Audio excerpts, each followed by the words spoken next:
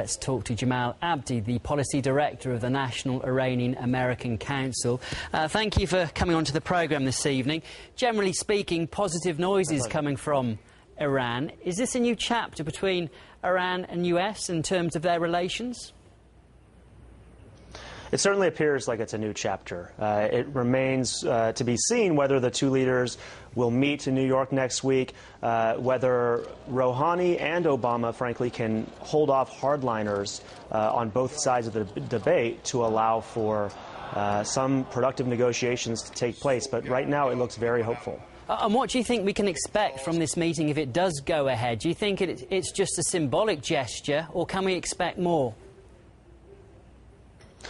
Well, at this point, there's a lot of work to be done. I mean, no U.S. president has actually sat down with an Iranian president since the 1979 revolution. So I think what we can expect from this upcoming meeting is probably some sort of symbolic handshake or signal, something along those lines. But I do think that this paves the way for a substantive meeting between both sides to actually address with these outstanding issues that are on the table, including obviously the nuclear issue, where Rouhani has expressed willingness to increase transparency and perhaps put some caps on the nuclear program. But that meeting will also necessitate some discussion of actually easing sanctions on the U.S. side. But I think that this is definitely possible. Well, with reference to the nuclear issue, I mean, Iran has really taken the first positive step in that. How likely is it, do you think, that the US will actually back down in its opposition to the nuclear programme, given the fact that they've now said it is, look, completely peaceful? Well, what Iran has said is definitely positive, but there is going to be a need for actual steps in that direction to demonstrate to the international community that this is in fact the case, that the program is purely peaceful.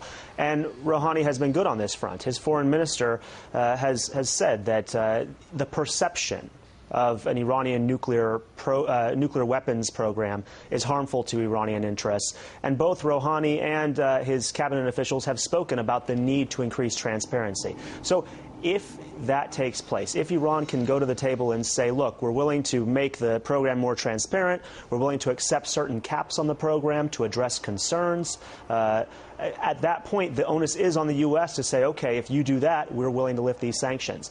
And the real test is going to be for President Obama, because he may be interested in lifting these sanctions. He may view these sanctions as a tool to be lifted once they've achieved their objective. The problem is that he's going to face a lot of political opposition here in Washington. He's going to face members of Congress who don't want to see these sanctions lifted, who are going to say, well, it's one thing for Iran to increase transparency, but we want Iran to not have a nuclear program at all. And so there's really going to be a political battle, I think, for Obama to be able to win a nuclear deal. And this is a road that's going to be very tough to toe. OK, we have run out of time there, but thank you for your thoughts. That's Jamal Abdi, the Policy Director of the National Iranian American Council. Thank you.